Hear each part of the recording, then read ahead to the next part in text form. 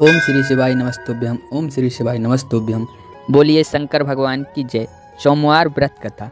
एक नगर में बहुत धनवान साहूकार रहता था, जिसके घर धन आदि किसी प्रकार की कोई कमी नहीं थी।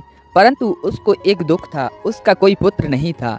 वह इसी चिंता में रात दिन रहता था और वह पुत्र की कामना के लिए प्रति सोमवार को शिव जी का व्रत और पूजन किया करता था। सायंकाल को शिव मंदिर में जाकर शिव जी पर दीपक जलाया करता था।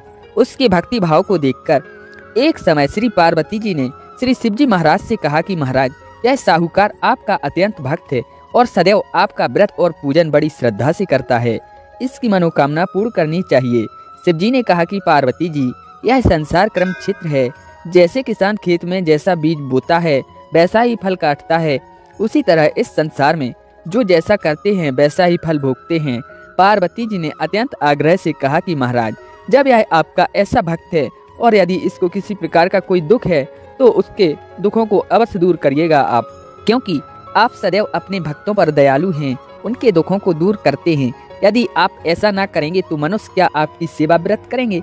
पार्वती जी का ऐसा बार बार आग्रह देख शिवजी महाराज जी कहने लगे कि हे पार्वती जी, इसके कोई पुत्र नहीं है। इसी चिंता में यह रात और दिन दुखी रहता है। इसके भाग में पुत्र ना होने पर भी मैं इसको पुत्र प्राप्ति का वरदान देता हूँ, परंतु वह पुत्र केवल 12 वर्ष तक जीवित रहेगा। इसके पश्चात वह मृत्यु को प्राप्त हो जाएगा। इससे अधिक मैं और कुछ इसके लिए नहीं कर सकता। यह सब बातें वह साहूकार सुन रहा था।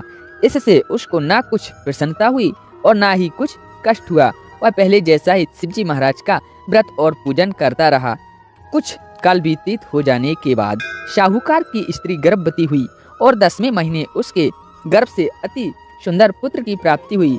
साहूकार के घर में बहुत खुशी मनाई गई, परंतु साहूकार ने उसकी केवल 12 वर्ष की आयु जान कोई अधिक प्रसन्नता प्रकट नहीं की और ना ही किसी को भेद बतलाया।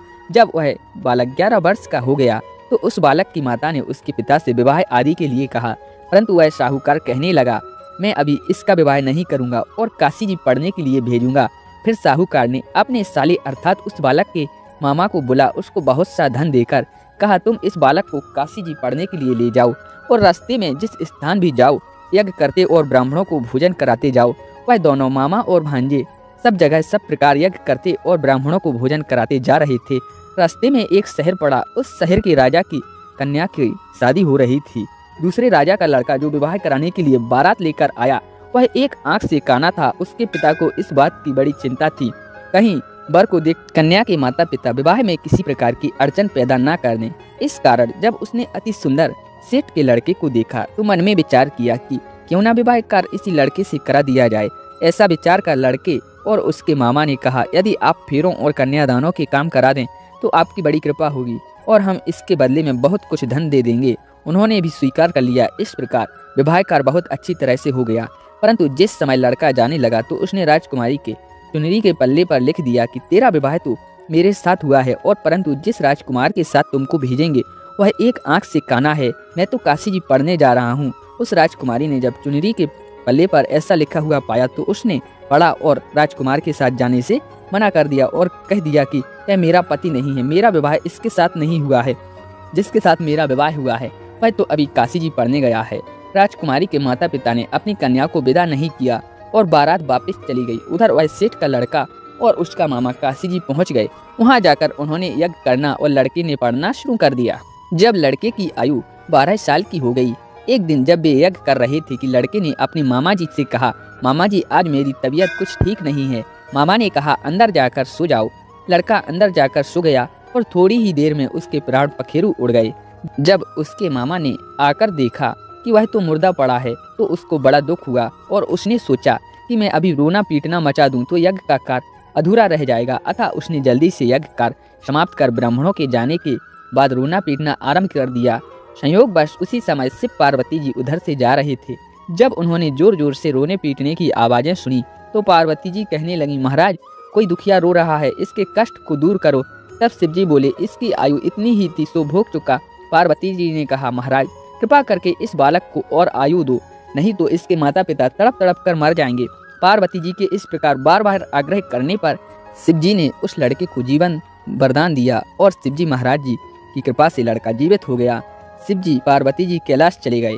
तब लड़का मामा उसी प्रकार यज्ञ करते रहे तथा शिक्षा पूरी हो जाने पर घर वापस चल पड़े। रास्ते में उसी शहर में आए जहाँ उनका विवाह हुआ था। वहाँ पर भी आकर उन्होंने यज्ञ आरंभ कर दिया तो लड़के के ससुर ने पहचान लिया और अपने घर महल में जाकर बड़ी खातिर की साथ ही बहुत दास दासियों के सहित आदर पूर्वक लड़की और जमाई को विदा किया। जब वह अपने शहर के निकट आए तो मामा ने कहा कि मैं पहले तुम्हारे घर जाकर सबको खबर कर आता हूँ। उस समय लड़के के माता पिता अपने घर की छत पर बैठे हुए थे। उन्होंने यह प्रण कर रखा था कि यदि हमारा पुत्र सकुशल घर आवे तो राजी खुशी, नहीं तो नीचे उतर कर आ जाएंगे, नहीं तो छत से गिरकर अपने प्राण खो देंगे। इतने में उस लड़के के मामा ने जाकर यह समाचार दिया कि आपका पुत्र आ गया है, परंतु उनको विश्वास नहीं हुआ। तब उसके मामा ने शपथ पूर्वक कहा कि आपका पुत्र अपनी पत्नी के साथ बहुत सारा धन साथ में लेकर आया हुआ है।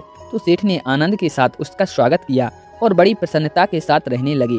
इसी प्रकार जो भी सोमवार के व्रत को धारण करता है अथवा इस कथा को पढ़ता या सुनता है, भगवान शिव की कृपा से उसके सभी मनोरथ पूर्ण होते हैं और सभी दुख दूर होकर उसकी समस्त मनोकामनाएं पूर्ण हो जाती हैं। बोलिए शंकर भगवान की जय।